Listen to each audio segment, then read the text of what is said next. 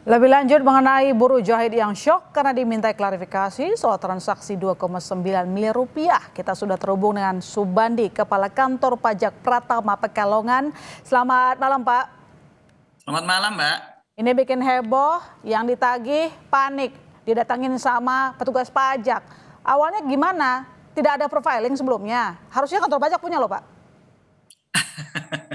Terima kasih, Mbak. Tapi sebelumnya saya mengucapkan terima kasih nih kalau diberi kesempatan oleh Kompas TV untuk menyampaikan semacam klarifikasi juga ya untuk menghindari terjadinya miskomunikasi di antara kita atau di masyarakat kami. Mungkin awalnya, Mbak, bahwa di sistem aturan kami itu menangkap adanya transaksi antara sebuah perusahaan di daerah Boyolali itu dengan wajib pajak kami yang inisialnya I, yang isinya U tadi, bahwa ada transaksi totalnya, sekali lagi totalnya ya sekitar 2,9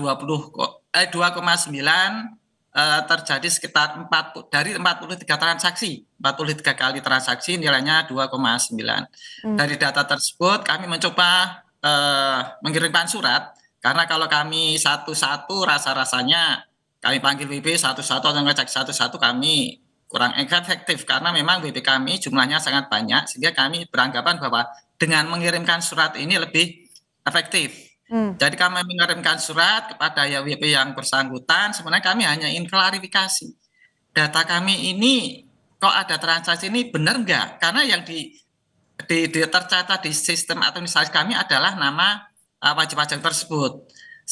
Kami menerbitkan surat tanggal 1 Juli karena sampai dengan akhir Juli itu belum ada respon. Kebetulan waktu itu kami SOP selanjutnya adalah kami akan melakukan visit kepada wajib pajak karena ini juga salah satunya menyangkut jumlah yang cukup material untuk lingkungan untuk ukuran Kalongan ya. Jadi sekitar 2,9 itu jumlah yang cukup material sekali. Nah, ketika kami visit sebenarnya kami berempat itu bukan semua istilahnya kalau kami ada kepala eksekusi ada account representatif, bukan semuanya AR dari wajib pajak tersebut, akan tetapi kebetulan kami pada hari yang sama itu kami bareng-bareng karena biasanya kami juga untuk karena keterbatasan terkait dengan sarana prasarana sehingga kami dalam satu hari itu biasanya bareng-bareng ada 4 orang itu maksudnya itu satu kepala seksi dan 3 AR untuk sebenarnya untuk konfirmasi aja, klarifikasi aja.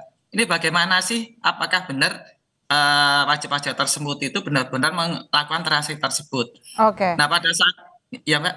Ya, jadi berarti wajib pajak yang diminta keterangan bukanlah subjek pajak yang tengah dikeker sama petugas pajak. Gimana maksudnya Pak? Maaf. Jadi maksudnya saat melakukan konfirmasi kepada wajib pajak yang kaget Pak, ini berarti dia bukanlah subjek pajak atau pemilik transaksi 2 miliar lebih tadi.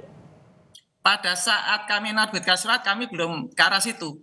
Jadi kami hanya. Tapi sekarang udah ketahuan kan Pak kalau bukan dia maksudnya? Kenapa? Tapi sekarang udah ketahuan kan kalau bukanlah dia yang memiliki transaksi tersebut?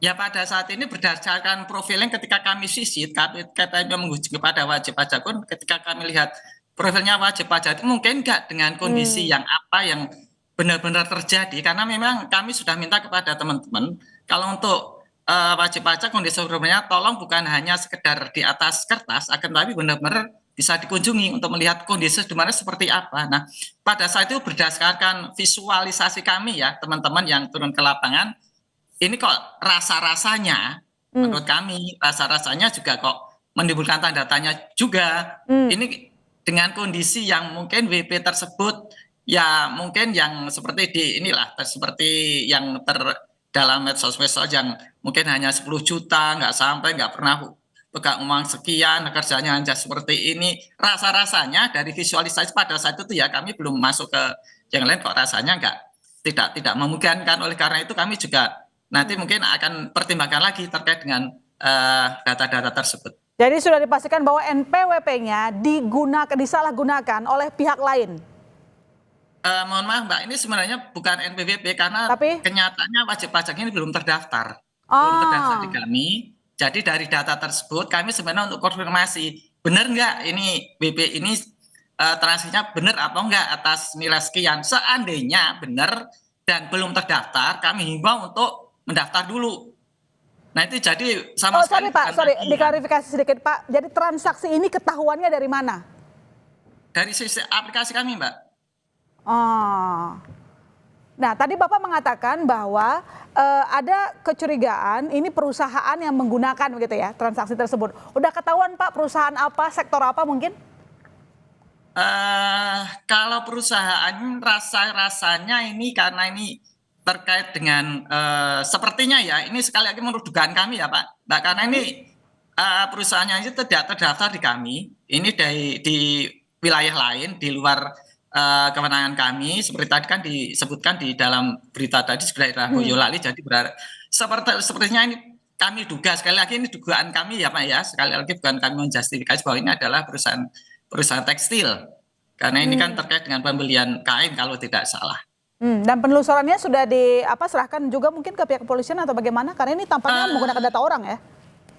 Belum sejauh itu Mbak, karena ini kan data ini kan baru kemarin itu kami Ya. memperoleh data. Ya nggak apa-apa kan saya Konfirmasi dulu. maunya biar cepat mana tahu gitu. Nah Pak begini, Pak Ismanto shock Pak ketika ada petugas pajak datang ke rumah. Kaget sekali. Ya. Dia merasa nggak pernah ada transaksi lebih dari 2 miliar begitu. Sampai jadi introvert Pak di rumah, ngekong diri begitu, mengurung diri. Nah saya mau tanya tanggung jawab petugas pajak sudah memberikan klarifikasi belum ke Pak Ismanto bahwa seperti yang dijelaskan barusan sehingga dia bisa tidur tenang gitu loh Pak. Prinsip kami sudah Mbak, kami sudah Udah.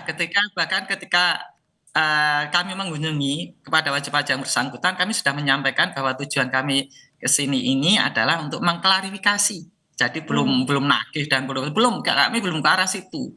Jadi kami akan lihat benar nggak transaksi ini, karena ketika datang kami sudah melakukan cross checkan dengan data, wajib pajak sini mengatakan nicknya benar Pak, nicknya ini nick saya. Nah ketika itu kami baru menanyakan ini benar nggak ada transaksi semacam ini, dan wajib pajaknya mengatakan oh enggak Pak, enggak, ini saya nggak pernah melakukan transaksi seperti itu. Jadi kami masih istilahnya masih awal banget lah. Ini sekali lagi ini bukan tagihan ketagihan kepada wajib pajak, ini hanya semacam klarifikasi saja, menanyakan atas transaksi tersebut kebenarannya. Kalau ya. Jadi statusnya Pak Ismanto apa Pak sekarang ini dalam kasus transaksi uang lebih dari 2 miliar ini? Statusnya kami masih melakukan ini lagi Mbak. Istilahnya kalau masih melakukan ini ya karena ini case-nya belum selesai, karena baru Jumat kemarin kan, ini baru minggu kemarin, jadi kami masih pelajari lagi. Kalau misalnya ini nanti kenyataannya dan ini rasa-rasanya menurut kami akan cek lagi memang benar ya, nanti akan kita tindak lanjuti. Sebenarnya ini yang istilahnya yang menggunakan nicknya siapa sih, atau transaksinya benar atau enggak sih. Nah nanti akan kami eskalasi ke atasan kami, tentunya di Kanwil, karena ini nanti sudah beda wilayah ya Mbak ya, tadi seperti yang saya mau tadi kami di Pekalongan, sementara lawan transaksinya adalah di Boyolali. Itu kan lantas bagaimana cara KPP Pekalongan menelusuri siapa pelakunya, siapa di balik transaksi yang cukup besar nilainya?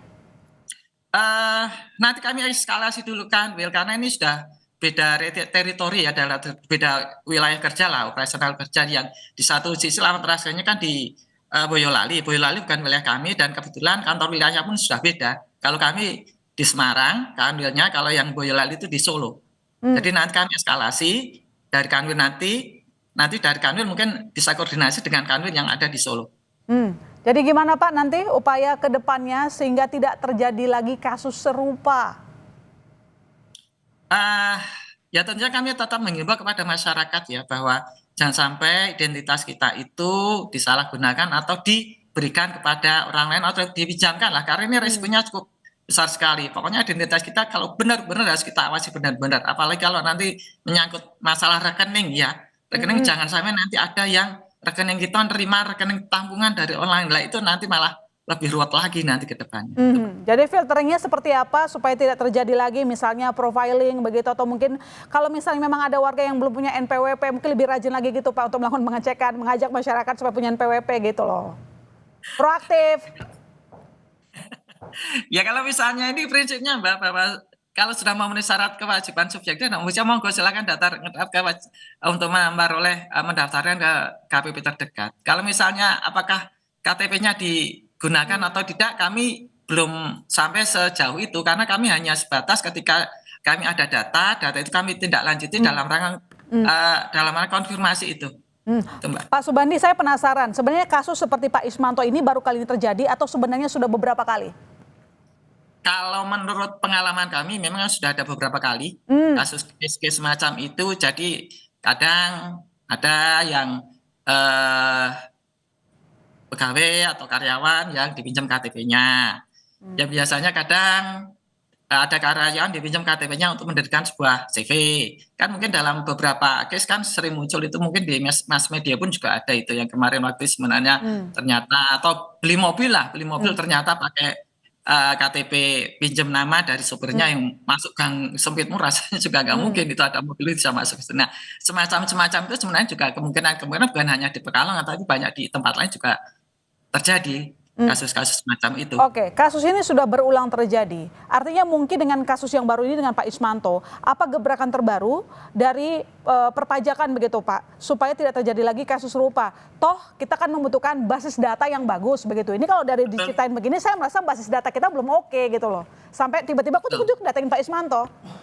Ya, betul Mbak. Yang penting basis data kita akan senantiasa kita update karena memang dalam beberapa case itu memang kadang dalam beberapa case wajib pajak kadang sebenarnya sudah pindah, tapi kadang tidak lapor ke kami atau statusnya sudah berubah, tapi tidak ada lapor ke kami, sehingga kami tidak mengetahui secara pas karena kami ya terus terang ada keterbatasan. Kami mengawasi di Pekalongan sendirilah, itu ada sekitar 500.000 wajib pajak. Tenaga pengawas kami hanya total pegawai hanya 100, yang khusus pengawasan mungkin hanya sekitar 40. Jadi terlalu banyak yang kami awasi sehingga kami tidak bisa mengawasi satu persatu, dan rasa-rasanya kami dalam melakukan pengawasan tentunya lebih bersifat yang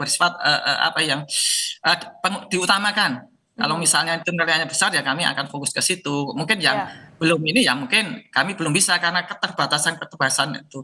Ya, keterbatasan membutuhkan kerjasama dari semua pihak begitu ya Pak Subandi. Kami akan menunggu bagaimana cerita akhir dari ini dan kita tunggu siapa sebenarnya yang menggunakan data dari Pak Ismanto terkait dengan transaksi dana lebih dari 2 miliar rupiah. Terima kasih Pak Subandi, selamat malam, sehat-sehat selalu. Malam.